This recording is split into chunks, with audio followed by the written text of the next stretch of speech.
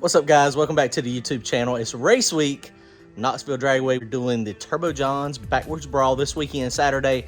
Hope to see you guys there. Out here messing with mine today. We're going to do some final touches to get this thing going. Let me show you what we got going on. Comment, like, and subscribe. Go to turbojohnracing.com, grab yourself some merchandise. But hopefully I'll see you guys at Knoxville. It's going to be a great time.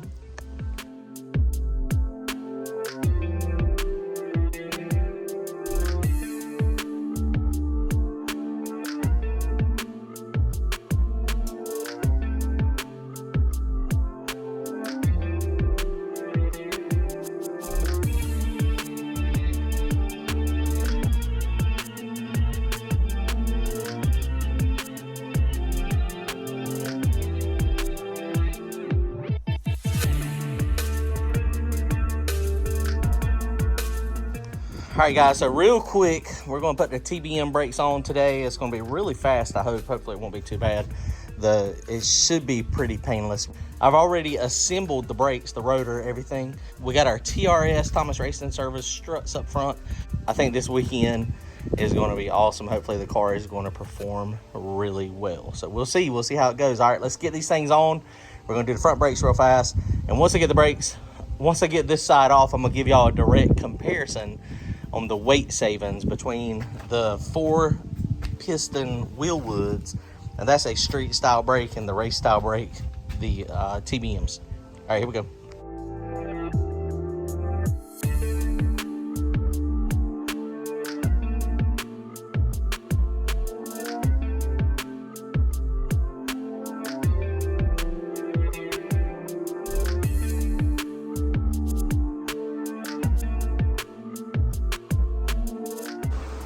All right, guys, so we have a slight problem.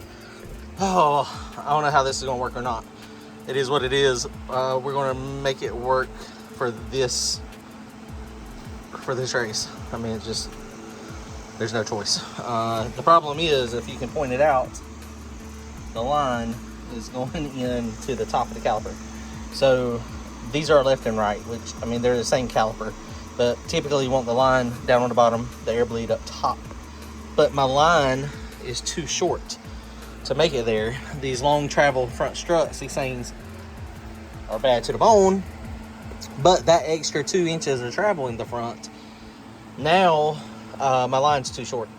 So what I did is I took the cap off the master cylinder, and I basically opened the bleed here. You see down on the ground, I basically let it gravity feed and feel the caliper up. Now I don't know if it filled this side up or not, but we're going to bleed them here in a second. I did have to shim them, of course, very easy. This is your party line, and this thing has just got 2 shims on it. The way they do the shim packs and the actual kit at TBM, they send you a whole kit. It's got everything that you need, so including a whole bunch of shims, so that's a good thing. So easy to put on. I'm not going to have the brake sensor hooked up yet. We'll stick that on later. Got all this tidied up. The caliper is on. I have not bled it. And of course, it doesn't have it's got grease in the bearings, but there is no friction from the brake pads at all.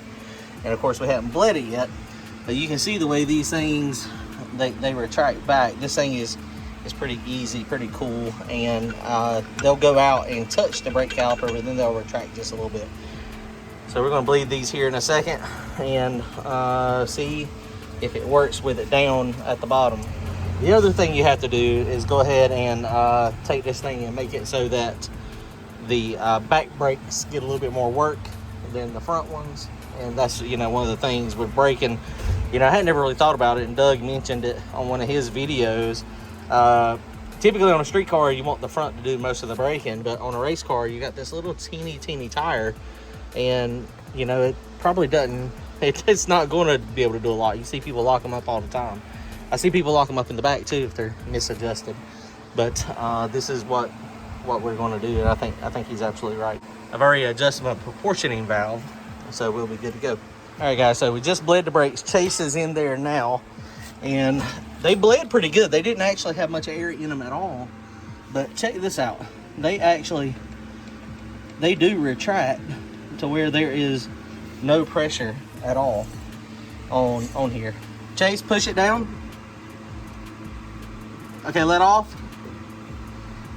It's very hard to see, but that thing actually moves. The caliper actually retracts in there. Okay, so it may be fine to do it this way, you know, just as long as you gravity bleed it and then you bleed it properly. I only got just a little teeny bit of air, which of course the calipers, the pistons are very small. So I think we're good to go. I think we'll be fine. I'll probably do some research, maybe reach out to Doug and see if, you know, if it's okay to run it like this, or do I need to get a longer line and put it down to the bottom and do it like traditional. I know with Randy's, you know, his were switched like this, and we couldn't get them to bleed. We had a very difficult time getting them to bleed, but these bled no problem at all. So, man, I am excited. Wow. That is pretty cool.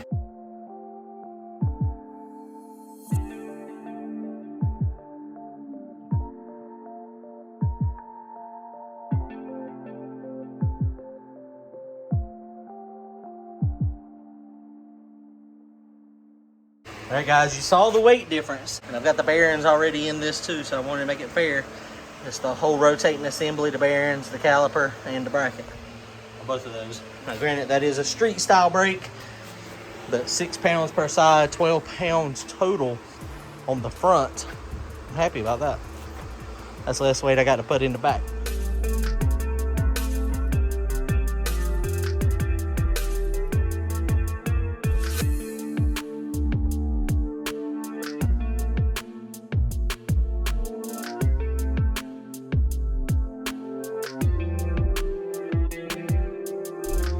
All right, guys, well, we are mostly ready to go.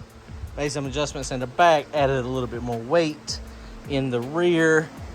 I think we're ready. I think we are ready to go racing. Excited, guys. Looking good. Motor sounds good. Sounds healthy. Doesn't sound like we got any issues that I can tell. So that's a good thing. All right, guys. Well, y'all come check us out, Knoxville Dragway, Thursday, Friday, and Saturday.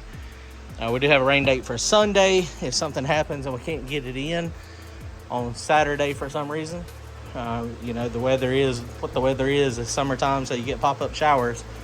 As long as it's not a drencher, I think we'll be fine. So here we go. Knoxville Dragway coming up. Y'all come see us. Comment, like, and subscribe. Thanks, guys.